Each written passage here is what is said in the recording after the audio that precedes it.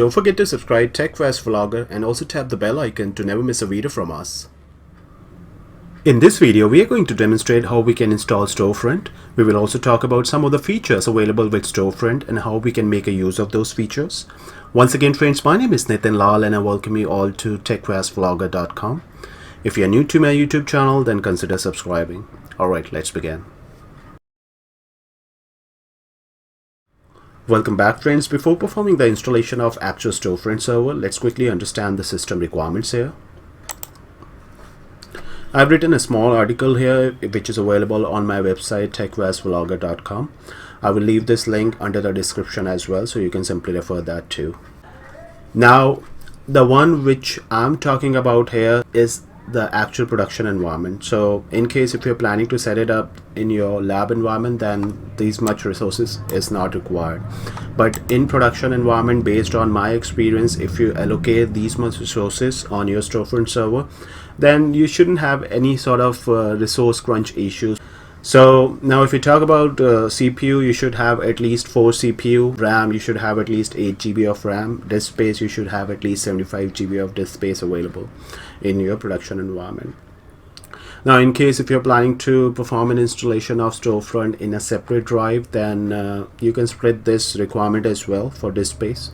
You can have at least 50 GB of disk space for your OS drive, and you can have 25 to 30 GB of disk space for Storefront installation. Now if you talk about operating system, these are the operating system which is supported. You can use it with the 2012 R2 Data Center and Standard Edition. You can use it with Windows Server 2012 Data Center and Standard Edition as well. Now if you're planning to use it with Windows Server 2K8, then you should have 2K8 R2 Service Pack 1 Enterprise and Standard Editions. These are some Citrix server requirements as well, which you can refer in case if you have one of these in your environment, then you can use Storefront easily. I have gathered all the information, so you can simply go through with this article and have a brief about it. So let's quickly go ahead and perform the installation of actual Storefront server. I have already created one 2K8 machine on which I'm going to perform the installation of actual Storefront server, and I have already attached the installation media with this machine. So that's my installation media which I'm going to use here. Let's quickly run the auto select. I already have Zen Desktop installed, and I would like to use this Storefront with my actual Zen Desktop delivery controllers. If you would like to know how to perform the installation of Zen Desktop, you can simply click on the link reflecting on your screen right now. Click on Start. Now these are the components which are available as of now. I just want to install Citrix Storefront here, so I simply go ahead and select Citrix Storefront. Now read the license agreement and then afterwards accept it. I have already done that, so I'll simply go ahead and accept the license agreement, then hit next.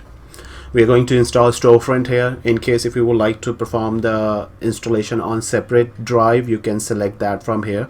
I'm fine on C, so I'll simply stick with the defaults here and then hit next. Now these are the 2 ports which is required in order to run Storefront in your environment. The firewall rule is talking about right now, it's the firewall rule on the OS level. You have an option whereas you can set it up automatically during this installation itself, or you can do it manually as well. I would like to set it as automatically on the OS level, so I'll leave it checked here and then hit next. Now that's my installation directory. These are some prerequisites which is going to install as of now, and also the components which we have selected, that is Storefront, and these are the 2 ports which we discussed just now. So simply hit install here. So as you can see that it's installing the normal prerequisites here, and then afterwards it will install the actual core components. So this installation gonna take a bit of time, so I'm gonna pause this video for now. As soon as this installation is done, I will be back. Welcome back, friends. As you can see that it performed the installation successfully for the actual prerequisites as well as the actual core components for Storefront, and it switched over to the very next screen. Now from here it's up to you. If you would like to participate on this call hope program, you can simply select the very first option. In my case, I'm using it in my lab environment, so I don't want to do that. So I'll simply hit next. And as you can see that it installed all the components successfully, so I'll simply go ahead and hit finish here. So after the installation, when you open Storefront for the very first time, you will see something like this. Now here you can see you have two different options. Either you can create a new deployment here, whereas you can simply create a new store, or you can join this particular Storefront server to an existing Storefront. In my case, it's my first Storefront server and don't have any other Storefront server already in my environment, so that's why I will select the very first option. But in case if you have Storefront, then you can simply go ahead and join that as well.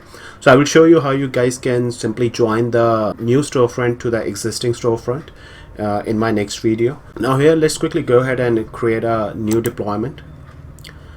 So that's the base URL which you need to create here. So in my case, I want to set my base URL as http TechVast. So that would be my base URL. It's up to you, whatever you want, you can simply select that here. Hit next. So as you can see that as soon as we have provided the base URL, it jumped over to the very next screen. So here simply click next. Now on this screen you need to give the name of your store. So in my case, I would like to give the store name as TV store, and I would like to set it as a default IIS website as well. Hit next. Now in this screen you need to supply the name of your delivery controller.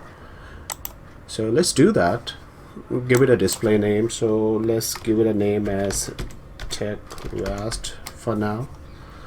I'm using 7.13 in my environment, so that is fine. Simply add the delivery controller information here. So that's the name of my delivery controller, which is acting as a XML as well. I don't want to use HTTPS, I want to use HTTP in my environment, so I'll just simply switch it over to HTTP for now and hit OK. Click next. I don't want to enable remote access, leave it unchecked, that is fine. Hit next again. Now these are some authentication methods which you can select now, or you can select it later as well, and hit next. So that's the URL which user can use to access their resources. So let's quickly go ahead and create the URLs. So as you can see that it's creating the store as of now. As you can see that my store has been created successfully. That's the name of my store. Simply go ahead and hit finish here. Now if I go to stores here you can see that's the store which I have created just now. Now in case if you would like to modify this store, you can do that later as well, as I mentioned. In case if you would like to create a new store, you can do that from here. Let's quickly have a look what all changes you can do. So let's say for instance, if you have additional delivery controllers added and you would like to make a use of those delivery controllers with this Storefront server, you can simply add those delivery controllers from here. You can manage the authentication method as well. Say if you would like to use a smart card, you like to have domain pass-through, or if you would like to have pass-through from Netscaler gateway, you can do that as well. So these are some authentication methods which are available, which you can modify later on as well. Now if I click on manage receiver for websites, here that's the name of my website which I can use to access my resources from the browser. In case if you would like to configure, modify anything within this website, you can do that as well. So by default classic experience is disabled, but in case if you would like to enable it, you can do that. Let me show you what I'm talking about right now. Now that's my website, you can see, which I have accessed. That's the name of my website, and as of now, as you can see here, the classic experience is disabled. If I enable it and apply these changes,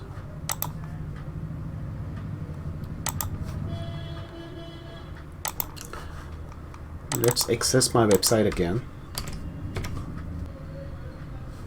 As you can see that's the classic experience which I was talking about. Let's have a look on some other options as well. Now from here again you can set up the authentication methods in case if you like. I'm fine with this, but in case if I want to modify something, I can do that later as well. You can have some website shortcuts as well. If you like, you can simply go ahead and create a website shortcuts. You have an option whereas you can select how user can deploy the Citrix receiver. Now here also you can see you have two different options. Either you can use only receiver, or you can use only HTML5, or you can use both at the very same time. So if you select always use a receiver for HTML5, then in those cases this website is only configured for HTML5 and it will not look for Citrix receiver locally on the machine. As soon as user hit the website and log in with their username and password, whatever resources are available, that will reflect there, and then they can simply access those resources without any Citrix receiver. Now second option, as you can see, that use receiver for HTML5 if local receiver is unavailable. So here you have a condition, whereas you are saying that use HTML5 only in case if receiver is not available. So let's say if I'm one of the user, I have receiver installed on my machine, so it will first look for that receiver. If I have it, I will simply able to access my resources with Citrix receiver.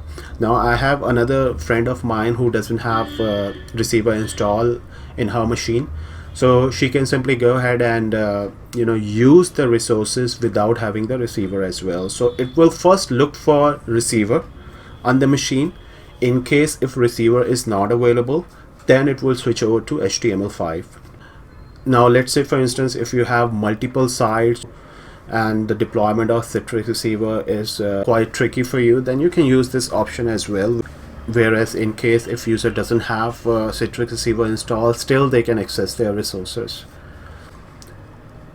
Or you have an option whereas you can install everything locally as well. Further down you can see you have few other options as well. Here you can give the source to the users from where user can download the actual receiver.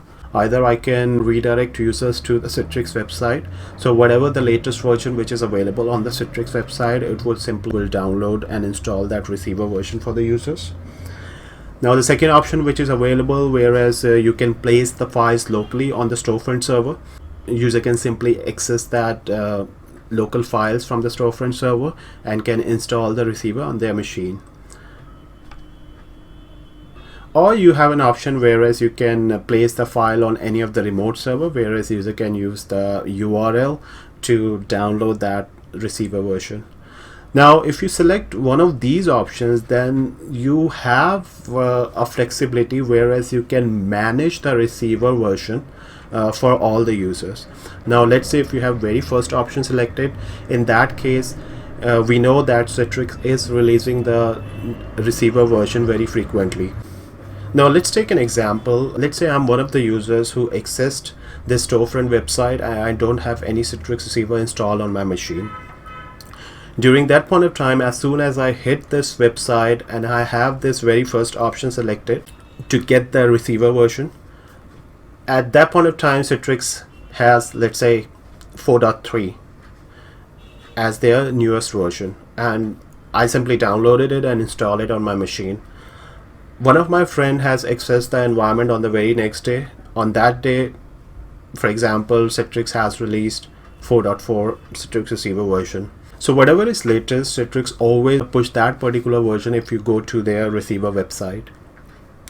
So with this way, you don't have a flexibility, whereas you can manage the actual version for all the users. So there would be a big mismatch of the versions. So that's why I recommend that in case if you would like to roll out the receiver from storefront itself, then that's the best option.